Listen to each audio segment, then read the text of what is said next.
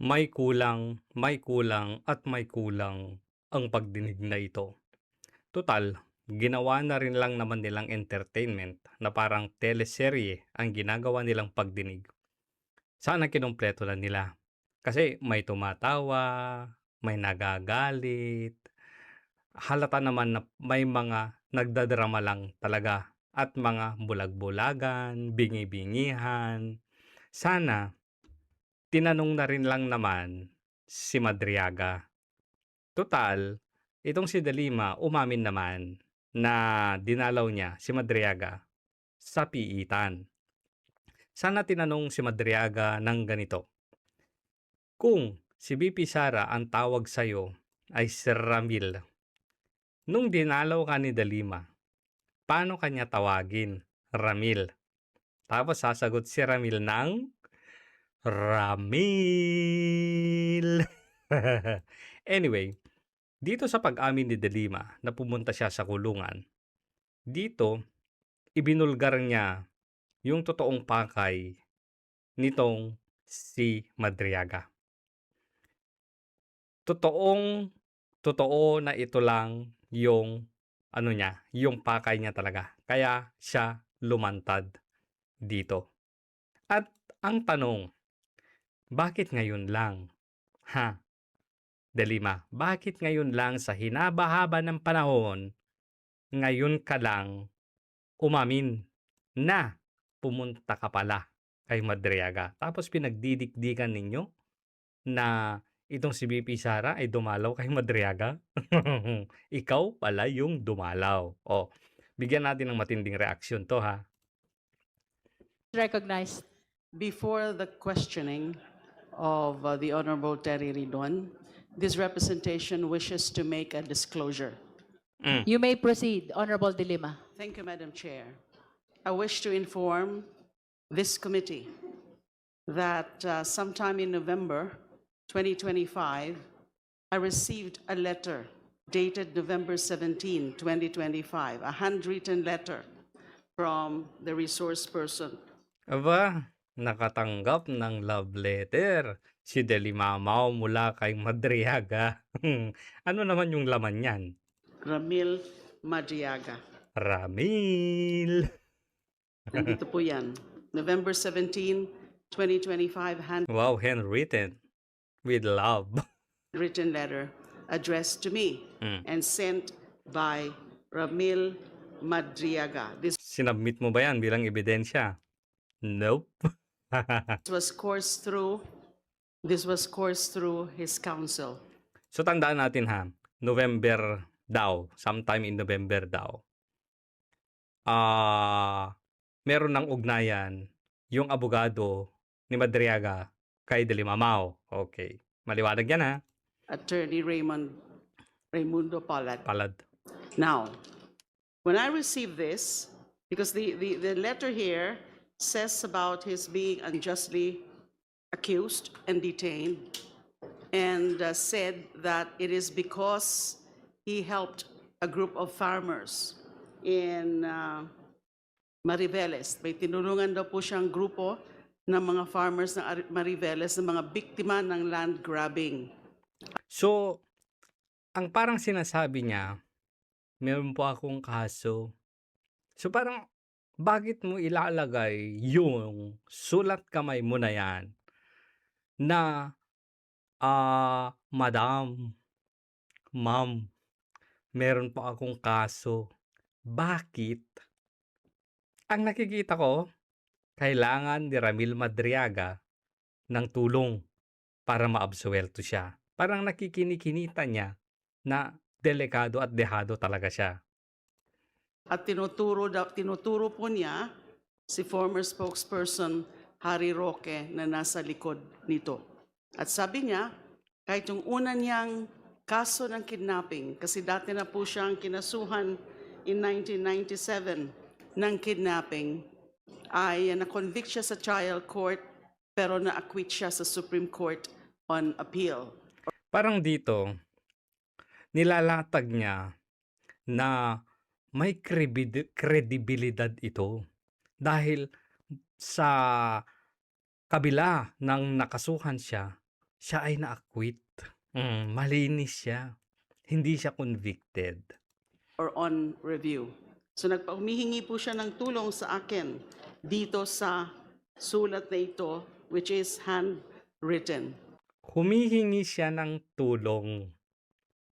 Humihingi siya ng tulong. Para, tulungan mo siya sa kasong kinahaharap niya. May kapalit. May kapalit yung pagsasalita ni Madriaga. Sinabi rin po sa akin ni Attorney Palad na nung time na yon, I think it was later part of November or a few days after November 17. I don't exactly remember the time or the exact day.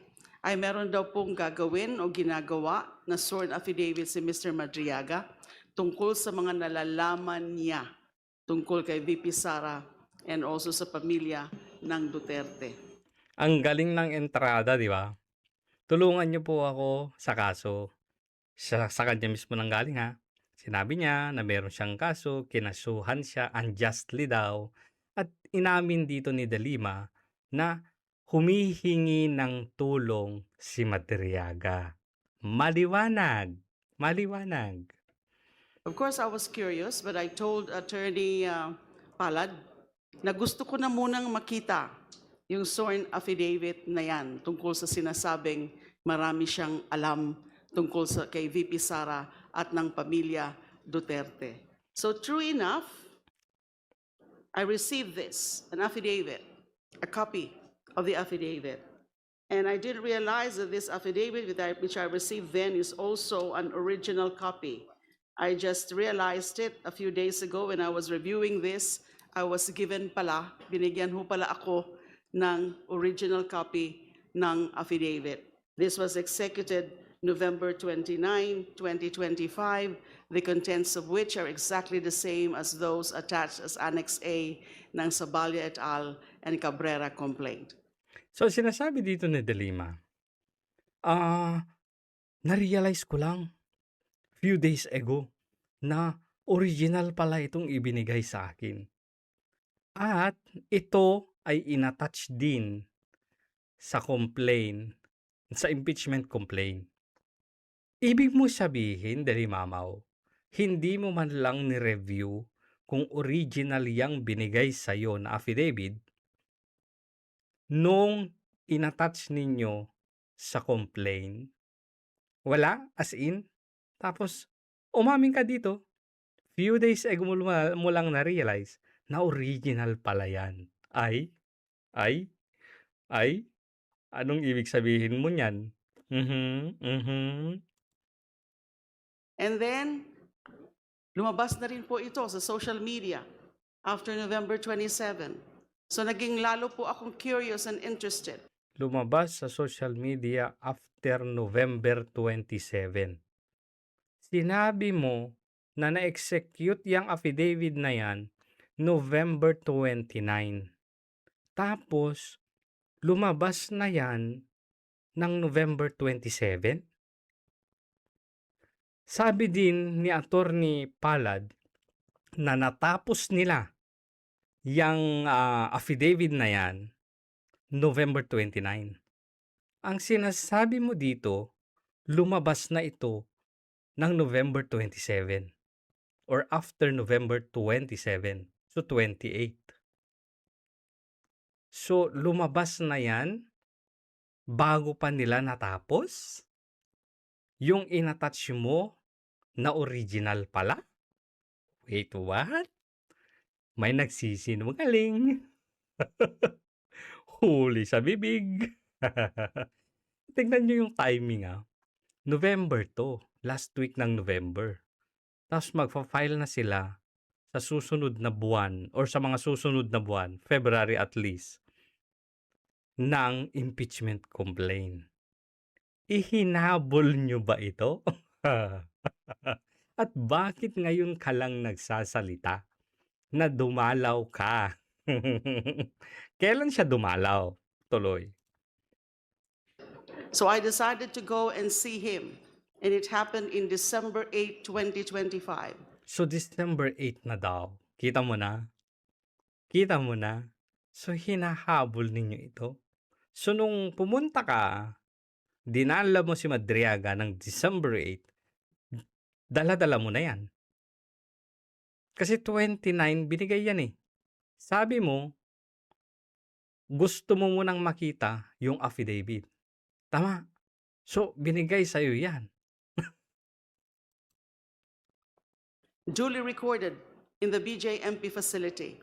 So I talked to him. He was accompanied then, or the lawyer, Attorney Palad, was also there. Ang pakay ko po ay para lang alamin yung laman ng kanyang affidavit. Ang pakay ko was to clarify. Ang pakay ko nga parang naging devil's advocate po ako noon. Kung ikaw yung devil's advocate, sino yung devil? May tao sa likod ni Madriaga? May nag-utos sa'yo? Alam ko naman, idiomatic expression yun. Babanatan nyo na ng sigosip dyan. I was asking probing and searching questions para matest yung kanyang credibility. So, ibig mo sabihin, para sa'yo, dahil inattach mo yan sa complaint, yung credibility ni Madriaga para sa'yo ay mataas at hindi poisoned. Tama? Deli Mamaw. Tandaan ninyo November 17, meron ng komunikasyon si Deli Mamaw tsaka yung abogado ni Delima. Ang sinasabi niya, pumunta lang naman ako doon para probing questions daw. Talaga ba? Hindi mo ba tinuruan? Nagtatanong lang. Now, wala po akong dinagdag sa affidavit na to. Wala po akong binago sa affidavit na to.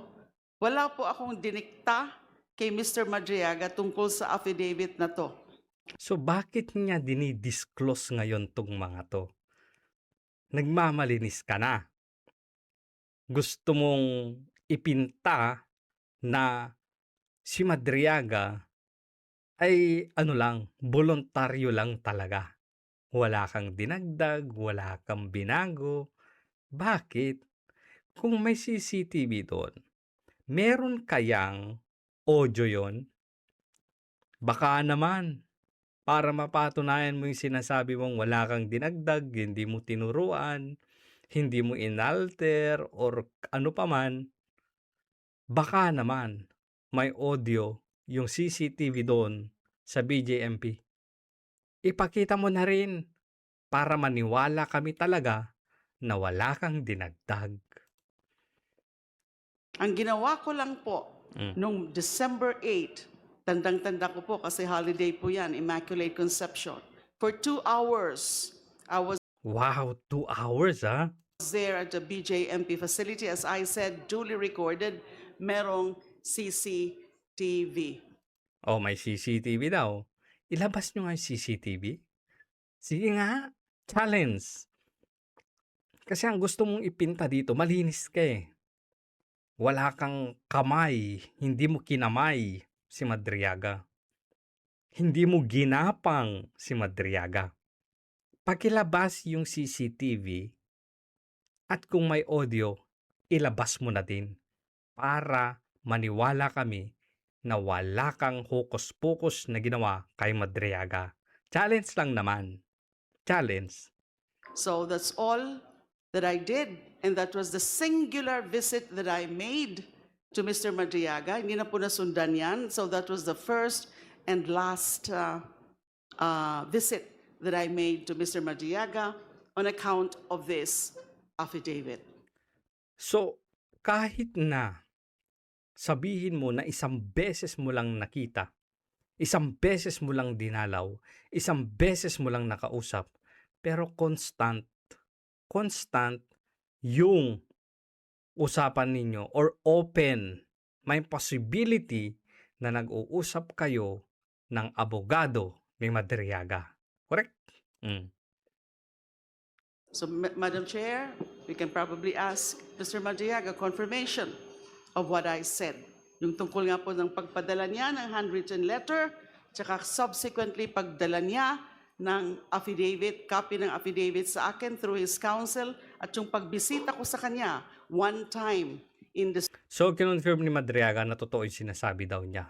Of course, i-confirm, i-corroborate talaga niyan. But anyway, eto yung napapansin ko. Habang nagsasalita tong mga to, habang nagsasalita si Madriaga, lalo nilang nilulubog ang kanila sarili. Lalo silang nahuhuli sa kanilang mga bibig. Meron akong napanood na interview kay Chua after this na tila dinidiscredit na nila si Madriaga. Bakit? Kasi alam nila, sa isip nila, sa diwa nila, alam nila na si Madriaga ay nagsisinungaling dahil maraming mga butas-butas sa kanyang statement. Ngayon, ano sa tingin ninyo yung pakay ni De Lima? Bakit inamin niya to? Bakit ngayon lang? At maliwanag na sinabi ni De Lima na sumulat si Madriaga dahil humihingi ng tulong para sa kasong kinahaharap niya. At subsequently, yung kasunod niyan ay kinausap ni De Lima yung abogado na meron daw silang ipine-prepare na affidavit dahil marami daw alam si Madriaga tungkol sa mga Duterte.